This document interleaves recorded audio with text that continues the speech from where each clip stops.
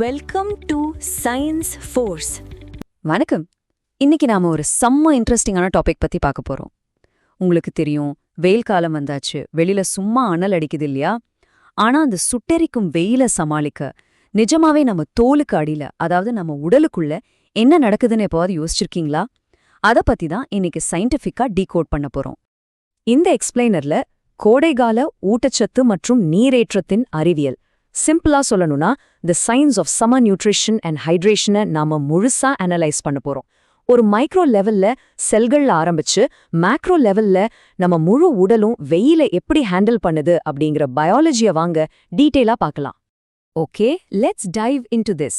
இன்னைக்கு நம்ம பிளான் ரொம்பவே கிளியர். முதல்ல உடலோட இன்டர்னல் கூலிங் சிஸ்டம், அப்புறம் hydration super heroes, probiotic coolers, நாம தப்பிக்க வேண்டிய சுகர் கிராஷ் ட்ராப், அண்ட் ஃபைனலா நம்ம சம்மர் ரூல் புக். சயின்ஸ் ஸ்டூடெண்ட்ஸ்க்கும் சரி, சாதாரண மக்களுக்கும் சரி, இது ரொம்பவே யூஸ்ஃபுல்லா இருக்கும். முதல் விஷயம், உடலின் உள் குளிரூட்டும் அமைப்பு, அதாவது பாடிஸ் இன்டர்னல் கூலிங் சிஸ்டம். இந்த மேக்ரோ ப்ராப்ளமை நாம எப்படி சமாளிக்கிறோம்னு பார்க்கலாம். Thermo regulation.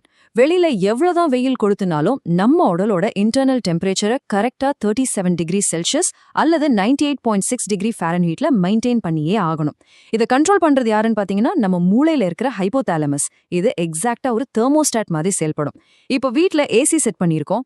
ரூம் சூடாகும் போது ஆட்டோமேட்டிக்கா ஏசி கூல் பண்ணுதில்ல, எக்ஸாக்டா அதே மெக்கானிசம் தான் இங்கேயும் நடக்குது. ஆனா ஒரு சின்ன சிக்கல் இருக்கு. உடம்ப கூல் பண்ண நமக்கு வியர்க்குது பாத்தீங்களா? அந்த ஸ்வெட்டிங் ப்ராசஸ் இலவசம் கிடையாது.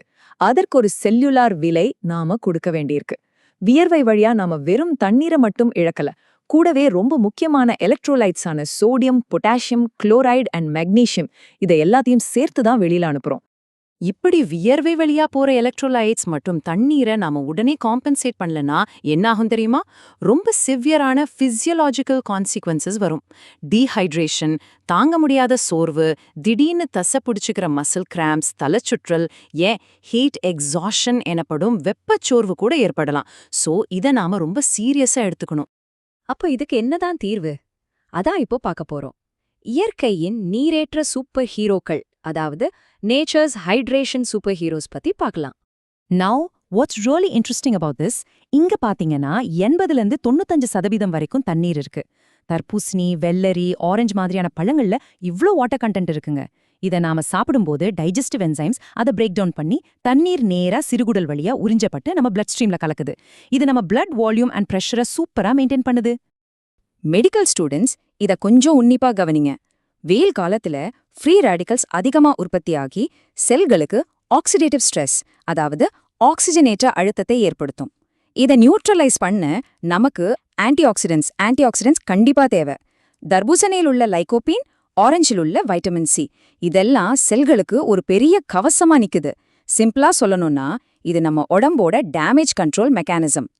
அடுத்து நம்ம ஊர் ஸ்பெஷல் இளநீர், டெண்டர் கோகனட் வாட்டர். இது லிட்ரலா ஒரு நேச்சுரல் ஐவி ஃப்ளூயிட் மாதிரி வேலை செய்யும். இதை குடிச்ச உடனே 4 பர்ஃபெக்ட் ஸ்டெப்ஸ் நடக்கும். 1, தண்ணீர் வேகமா குடல் சுவர் வழியா பிளட்ல அப்சார்ப் ஆகும். 2, வியர்வையில இழந்த சோடியம், பொட்டாசியம் உடனே ரீப்ளேஸ் ஆகும். 3, நேச்சுரல் சுகர்ஸ் வழியா செல்களுக்கு ஏடிபி, அதாவது எனர்ஜி கிடைக்கும். அண்ட் 4, கிட்னிஸ் ரத்தத்தை சுலபமா வடிகட்ட இது ஒரு பெரிய சப்போர்ட்டா இருக்கும். இளநீர் மாதிரியே தான் நுங்கும்.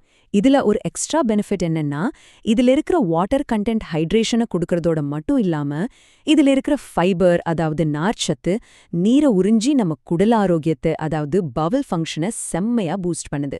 கூடவே இதுல இருக்கிற குளுக்கோஸ் செல்களுக்கு தேவையான ஏடிபி எனர்ஜியாவும் கன்வெர்ட் ஆயிடுது. ரைட், பழங்கள் பத்தி பார்த்துட்டோம். அடுத்து தி ப்ரோபயோட்டிக் கூலர்ஸ், நம்ம பாரம்பரிய குளிரூட்டிகளை பத்தி பேசுவோம். நம்ம ஊர்ல காலம் காலமா யூஸ் பண்ற தயிர் மற்றும் மோர், இது சும்மா தாகத்தை தணிக்கிற பானோன் மட்டும் நினைச்சிடாதீங்க. இதோட நியூட்ரிஷனல் ப்ரொஃபைல் ரொம்பவே ரிச். இதுல தண்ணீர் மட்டும் இல்ல, நன்மைகள் செய்யக்கூடிய ப்ரோபயோட்டிக் பாக்டீரியா, மினரல்ஸ், புரதம் அண்ட் கால்சியம்னு ஒரு பெரிய லிஸ்டே இருக்கு. இந்த ப்ரோபயோட்டிக்குகள் நேரா குடலுக்கு போய் அங்க இருக்கிற இன்டெஸ்டைனல் மைக்ரோபயோட்டாவை பக்காவா பேலன்ஸ் பண்ணும், டைஜஷனை ஸ்மூத்தாக்கும். அது மட்டும் இல்லாம இதுல இருக்கிற கால்சியம் நம்ம மசில் கான்ட்ராக்ஷன் மற்றும் நரம்பு கடத்துதல், அதாவது நர்வ் டிரான்ஸ்மிஷனுக்கு ரொம்பவே எசென்ஷியல். ஓகே, இப்போ நாம கவனமா இருக்க வேண்டிய ஒரு விஷயம் சர்க்கரை சரிவு பொறி, that is the sugar crash drop. And this brilliantly illustrates, அதாவது முழு பழங்கள் சாப்பிட்றதுக்கும் அது ஜூஸா குடிக்கிறதுக்கும் இருக்கிற முக்கியமான வித்தியாசம் இதுதான். முழு பழங்கள்ல நார்ச்சத்து இருக்கும், அதனால சக்கரை உறிஞ்சப்படுவது ஸ்லோவா நடக்கும். ஆனா ஜூஸ் குடிக்கும்போது அந்த ஃபைபர் மிஸ்ஸிங். ஸோ சக்கரை நேரா பிளட்ல கலந்து பிளட் குளுக்கோஸ் சல்லுன்னு ஏத்திடும். உடனே பான்க்ரியாஸ் இன்சுலினை ஓவரா ரிலீஸ் பண்ணும். இந்த ஜூஸை விட ரொம்ப டேஞ்சர் சோடா மாதிரியான கார்பனேட்டட் பானங்கள். இதுல இருக்கிற CO2 ஸ்ட்ரெயிட்டா ஸ்டொமக்குள்ள போய் ப்ளோட்டிங் உருவாக்கும். அடுத்து சக்கரை பிளட்ல கலந்ததும் பான்க்ரியாஸ் ரொம்ப அதிகமா இன்சுலினை சுரக்கும். கொஞ்ச நேரத்துக்கு ஏதோ பெரிய எனர்ஜி வந்த மாதிரி ஒரு ஃபீல் இருக்கும். ஆனா அடுத்த சில மணி நேரத்துல படு மோசமான எனர்ஜி கிராஷ் ஏற்படும். நீங்க ரொம்ப டயர்ட் ஆயிடுவீங்க.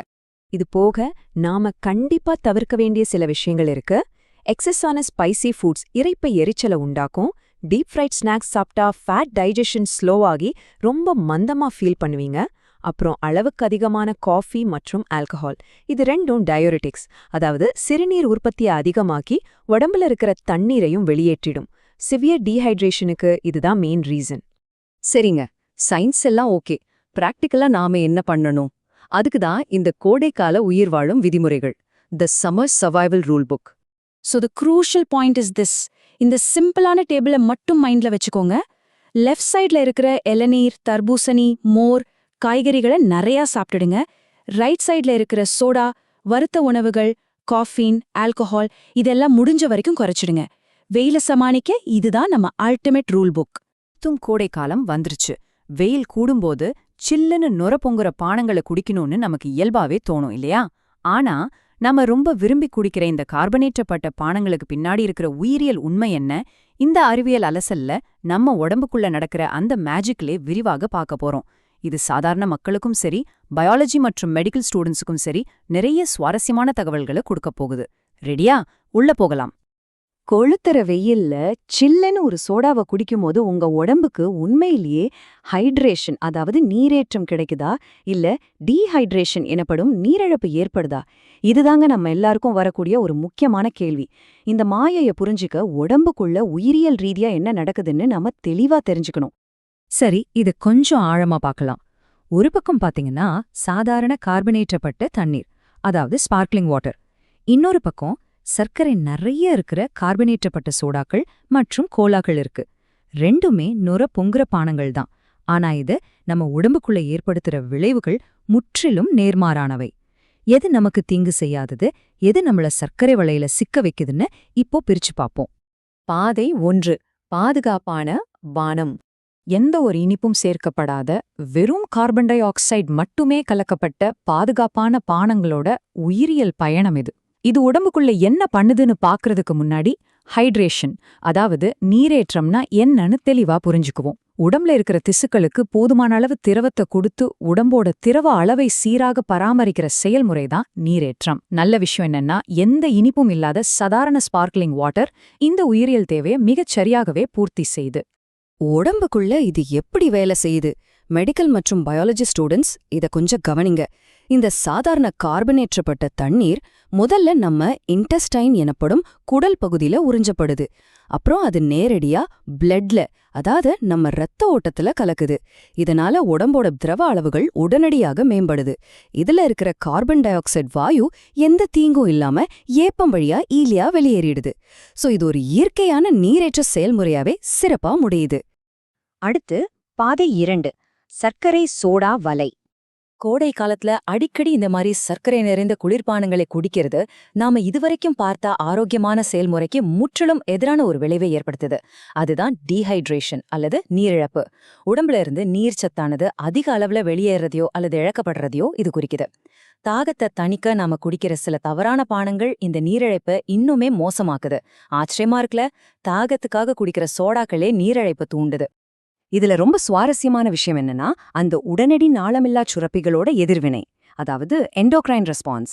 நீங்க சோடாவை குடிச்ச உடனே அதுல இருக்கிற அதிகப்படியான சர்க்கரை உடனடியா ரத்தம் அல்லது பிளட்குள்ள நுழையுது. இதனால ரத்த சர்க்கரை அளவு ரொம்ப வேகமா அதிகரிக்குது. உடனே நம்ம கணையத்திலிருந்து இன்சுலின் அதிக அளவுல சுரக்கப்படுது. சொல்லப்போனா இது நம்ம உடம்புக்குள்ள நடக்கிற ஒரு மிகப்பெரிய ரசாயன போராட்டம். சிறுநீரக மண்டலம் மற்றும் நீரிழப்பு. இந்த திடீர் சர்க்கரை அதிகரிப்புல இருந்து உடம்பு தன்னை எப்படி காப்பாத்திக்குது இது தெரிஞ்சுக்க நாம மனித உடற்கூறியலுக்குள்ள குறிப்பா நமது சிறுநீரக மண்டலம் அதாவது ரீனல் சிஸ்டம்குள்ள கொஞ்சம் ஆழமா போகணும். இது மிக சிறப்பா விளக்குற ஒரு உயிரியல் செயல்முறைதான் ஆஸ்மாட்டிக் டயூரசிஸ். நம்ம கிட்னிஸ் எனப்படும் சிறுநீரகங்கள் ரத்தத்துல இருக்கிற அந்த அதிகப்படியான சர்க்கரையை வெளியேத்த வழக்கத்தை விட ரொம்ப கடுமையா வேலை செய்யுது. ஆனா இங்கதான் ஒரு பெரிய சிக்கல். சிறுநீரகங்கள் சர்க்கரையை மட்டும் தனியா வெளியேற்றுறதில்ல, சிறுநீர் அல்லது யூரின் உற்பத்தியின் போது உடம்புட்டு தேவையான முக்கியமான தண்ணீரையும் அந்த சர்க்கரையோட சேர்த்தே வெளியேற்றிடுது. இதுவே நீரிழப்புக்கு ஒரு முக்கிய காரணமா அமைஞ்சிடுது. அடுத்ததா காஃபியின் காரணி. சர்க்கரை மட்டும்தான் பிரச்சனைன்னு நினைச்சிடாதீங்க. நிறைய பிரபலமான கோலா பானங்கள்ல நிலைமையை இன்னும் சிக்கலாக்குற இன்னொரு ரகசிய காரணியும் இருக்கு. அதுதான் காஃபீன். காஃபீன் ஒரு டயூரிட்டிக்காக செயல்படுது. டயூரிட்டிக்னா உடம்புல சிறுநீர் உற்பத்திய அதிகரிக்கிற ஒரு பொருள். இது சிறுநீரகங்கள் வெளியேற்றுற நீரோட அளவை இன்னும் அதிகமாக்குது. சர்க்கரையால ஏற்கனவே தண்ணி வெளியேறிட்டு இருக்கிற நிலையில இந்த காஃபீனும் சேர்ந்து சிலருக்கு ஃப்ளூயிட் லாஸ் எனப்படும் திரவ இழப்ப இன்னும் தீவிரமாக்கிடுது. இதில் இருக்கிற ஒரு மிகப்பெரிய உயிரியல் முரண்பாடு என்னன்னா, அதிக சர்க்கரை உங்க தாகத்தை நேரடியாவே தூண்டுது. நீங்க தாகத்தை தணிக்க ஒரு சோடாவை குடிக்கிறீங்க, ஆனா அது உங்க ரத்தத்துல சர்க்கரையை ஏத்தி சிறுநீர் வழியா நீரை வெளியேற்றி உங்களை திரும்பவும் தாகம் எடுக்க வைக்குது. நீங்க மறுபடியும் குளிர்பானங்களை தேடி போக இதுவே ஒரு முக்கியமான காரணமா மாறிடுது. இப்போ இறுதி முடிவுக்கு வருவோம். கோடை காலத்துல நம்ம உடம்பின் மேல இந்த பானங்கள் ஏற்படுத்துற இறுதி விளைவு என்னன்னு சுருக்கமா பாப்போம். ரொம்ப முக்கியமான பாயிண்ட் என்னன்னா, இந்த சர்க்கரை நிறைந்த கார்பனேற்றப்பட்ட பானங்கள் உங்க வாய்க்கு மட்டும் ஒரு தற்காலிகமான குளிர்ச்சி உணர்வை தரலாம். ஆனா அது ஒரு காணல் நீர் மாதிரி தான். உண்மையில உடம்புக்குள்ள என்ன நடக்குதுன்னா, செல்களோட நீரேற்றம் குறைஞ்சு ஒட்டுமொத்தமா ஃப்ளூயிட் லாஸ்னும் திரவ இழப்பு தான் மிஞ்சுது. உங்க செல்கள் தாகத்துல தவிக்குதுன்றதுதான் நிதர்சனமான அறிவியல் உண்மை. இறுதியா உங்ககிட்ட ஒரு கேள்வியை முன்வைக்க விரும்புறேன். நாக்குல தோன்ற அந்த சில நிமிட குளிர்ந்த சுவைக்காக உங்க உடம்போட செல்கள்ல நீரிழப்பை ஏற்படுத்தி அதை தாகத்துல தவிக்க விடுறது உண்மையிலே தகுதியான ஒண்ணா? உங்களுக்கான கோடைகால பானங்களை தேர்ந்தெடுக்கிறதுக்கு முன்னாடி இந்த உயிரியல் உண்மைகளை கொஞ்சம் சிந்திச்சு பாருங்க. இந்த மொத்த எக்ஸ்பிளைனரோட கன்க்ளூஷன் இதுதான்.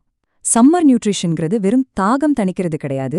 அது நம்ம உடலோட ஹைட்ரேஷனை மெயின்டைன் பண்றது, இழந்த எலக்ட்ரோலைட்ஸை ரீப்ளேஸ் பண்றது, மெட்டபாலிசம்க்கு சப்போர்ட் பண்றது அண்ட் வெயிலால வர ஹீட் ஸ்ட்ரெஸ்ல இருந்து நம்ம செல்களை பாதுகாக்கிறது.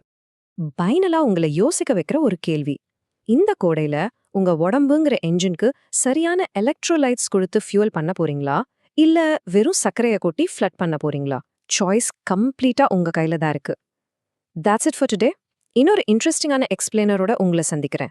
Until then, stay hydrated. Thank you for watching Science Force.